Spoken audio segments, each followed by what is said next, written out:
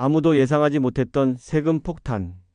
계좌에 돈 넣기 전에 이 영상 끝까지 보시고 거래하세요. 당신도 피해자가 될 수 있습니다. 안녕하세요. 저는 23년차 세무사 김민수입니다. 요즘도 많은 분들이 안타깝게 세금 폭탄을 맞고 계십니다. 얼마 전에도 할머니 한 분이 저를 찾아오셨어요.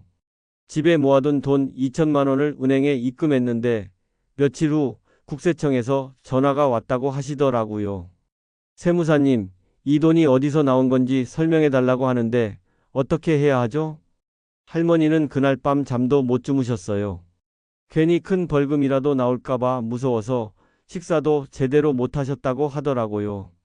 요즘 이런 사례가 정말 많습니다. 그런데 놀라운 건 뭘까요?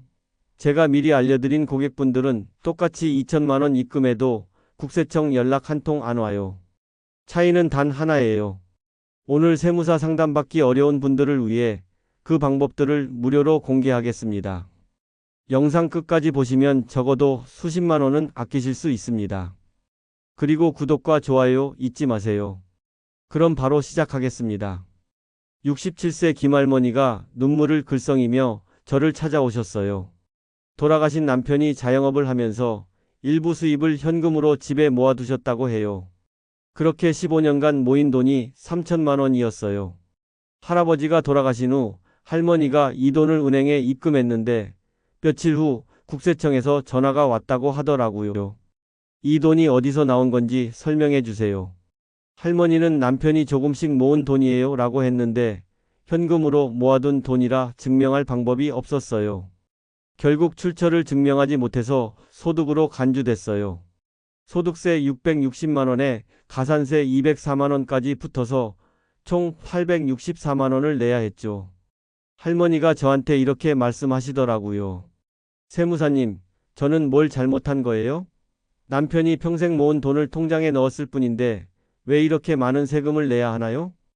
여러분, 이게 지금 일어나고 있는 현실이에요. 내 돈을 내 통장에 넣었을 뿐인데 세금을 내야 하는 상황이 생기는 거예요. 김할머니만 이런 일을 당하는 게 아니라는 거예요. 요즘 이런 분들이 정말 많아지고 있어요. 여러분, 이런 일이 왜 생길까요? 내 돈을 내 통장에 넣었을 뿐인데 왜 갑자기 국세청에서 전화가 올까요? 이유는 단 하나예요. 지금 이 순간에도 여러분이 은행에 입금하는 그 돈을 컴퓨터가 24시간 감시하고 있기 때문입니다. 내가 뭘 했는지도 모르게 자동으로 국세청에 보고가 들어가고 있어요. 하루에 현금 1천만 원 이상 입금하면 CTR이라는 자동 신고 시스템을 통해 국세청에 바로 보고됩니다. 그런데 무서운 건 STR이라는 시스템이에요. 금액이 작아도 은행에서 이상하다 싶으면 바로 국세청에 신고할 수 있어요. 그런데 더 무서운 건 이거예요. 1천만 원 안 넘게 나눠서 넣어도 걸려요. 얼마 전에 한 분이 2천만 원을 나눠서 넣으셨어요. 1천만 원 안 넘게 하면 안전하겠지 생각하셨거든요. 그런데 은행은 이런 걸 그냥 넘기지 않아요. 금융정보분석원이라는 곳에 바로 보고가 들어갑니다. 이 정보는 국세청이나 경찰, 검찰까지 전달될 수 있어요. 자, 그럼 어떻게 해야 할까요? 사실 방법은 정말 간단해요. 김할머니 같은 분들이 너무 많이 계셔서 마음이 아파요. 그래서 오늘 여러분께 특별히 무료로 다 공개하겠습니다. 첫 번째 방법, 마이너스 돈의 이력서 만들기. 큰 돈을 입금하기 전에 돈의 이력서를 만드세요. 어려운 게 아니에요. 그냥 수첩에 간단하게 적어두시면 돼요. 2020년부터 매월 용돈 50만 원씩 모음, 남편 퇴직금 일부를 집에 보관, 아들이 준 생활비를 조금씩 모음 이런 식으로요.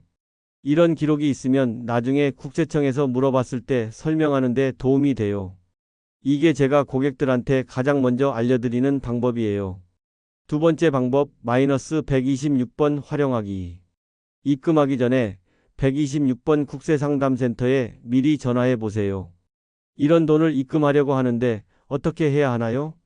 이렇게 물어보시면 무료로 알려줘요. 세무사한테 돈 내고 물어볼 필요 없어요. 국세청에서 직접 알려주는 거라 더 정확하기도 하고요. 제가 늘 고객들한테 돈 아끼려면 126번부터 활용하세요 라고 말씀드려요. 세 번째 방법, 마이너스 현금 영수증 꼼꼼히 챙기기.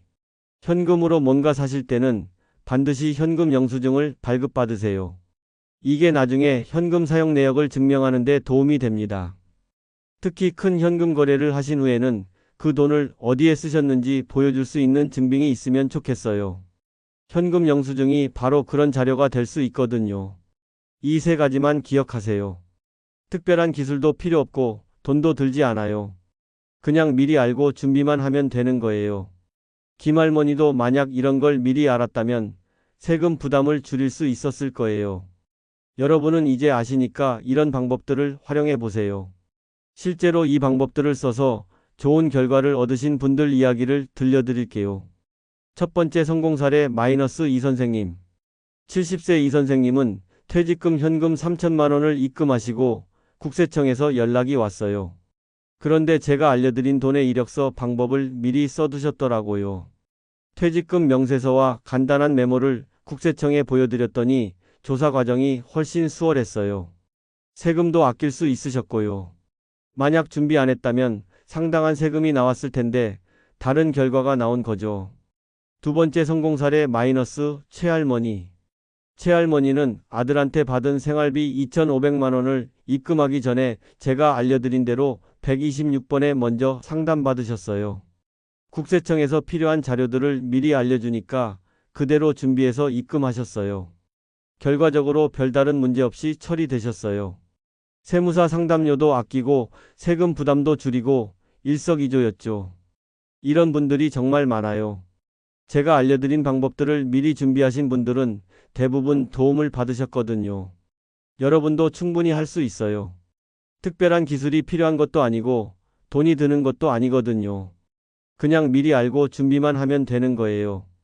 여러분 정말 간단하지 않나요? 23년 동안 제가 고객들에게만 알려줬던 이 방법들을 오늘 여러분께 다 공개했습니다. 이제 여러분은 더 이상 김할머니처럼 당황하실 필요 없어요. 미리 알고 준비하시면 세금 부담을 크게 줄일 수 있거든요. 기억하세요. 세 가지만 하시면 돼요. 첫째, 큰돈 입금 전에 돈의 이력서 만들기. 둘째, 126번에 미리 상담받기. 셋째, 현금 영수증 꼼꼼히 챙기기. 이 방법들은 모두 합법이고 여러분이 활용하실 수 있는 권리예요. 마지막으로 부탁 하나 드릴게요. 이 영상을 주변 어르신들께도 꼭 공유해 주세요. 김할머니 같은 분들이 더 이상 나오지 않도록 말이에요. 알고 있으면 지킬 수 있는 소중한 재산인데 모른다는 이유로 손해보시면 안 되잖아요. 도움이 되셨다면 구독과 좋아요도 꼭 눌러주세요. 여러분의 소중한 재산 지키세요. 감사합니다.